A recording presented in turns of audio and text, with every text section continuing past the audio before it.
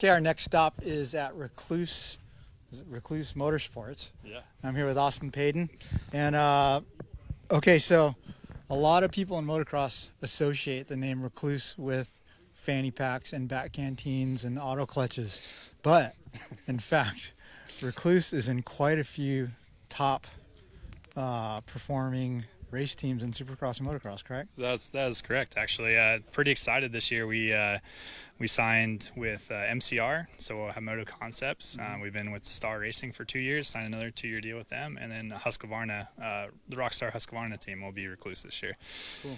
So the torque drive core manual clutch is something that we've had some experience with, and man, it's hard to imagine this, but you put this clutch in a bike and the KX450, it makes a better gain, I'd say, than an exhaust. I mean, in the way it improves. Say that.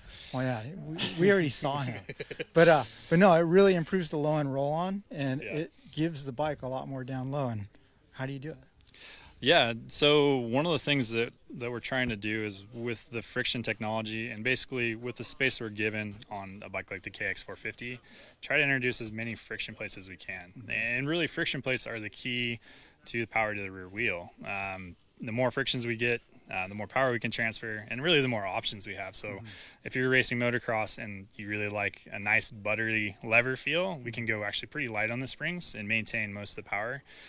Or we can go up to 40% more torque capacity with going heavier. So it's not necessarily giving the bike more horsepower, but what it's doing is it's transferring all the power that you have. And then the actual friction plate design transfers it in a way that's more usable, so really more rider friendly, so you feel like you're more connected with the rear wheel.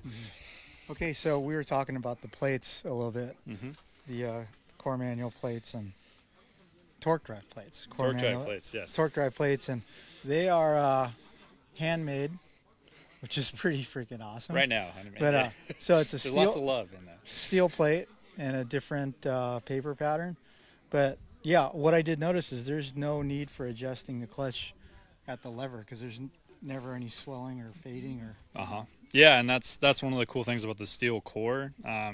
Stock friction plates are aluminum, and so your expansion is in that aluminum. It expands inside the clutch pack, and that's why the cable gains all the extra space. With the steel friction plates, everything maintains very pretty much the same, and even under very hot conditions, whether it's motocross or even off-road in hot conditions where you're abusing the clutch will stay really consistent. Cool. So where was torque drive plates during Chad Reed's two-stroke days? Oh, it's a great question. Well, I've been there for 8 years, and we had the technology around when I started, and there's been a lot of testing to get it out to market.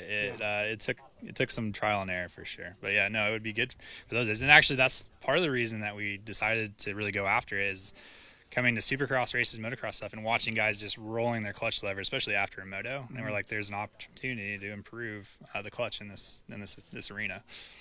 Absolutely.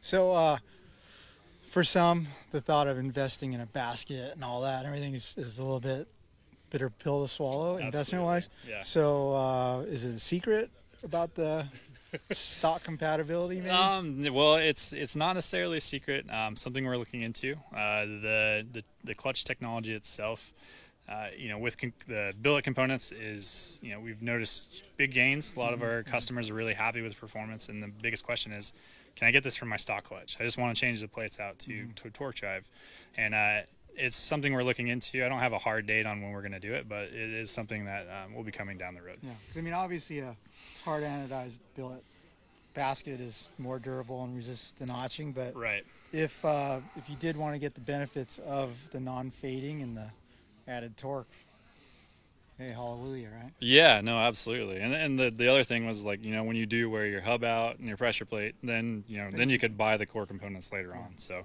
that's kind of the hope. But yeah, we think that it's going to do well in that market, and guys would be very happy with the performance. Cool.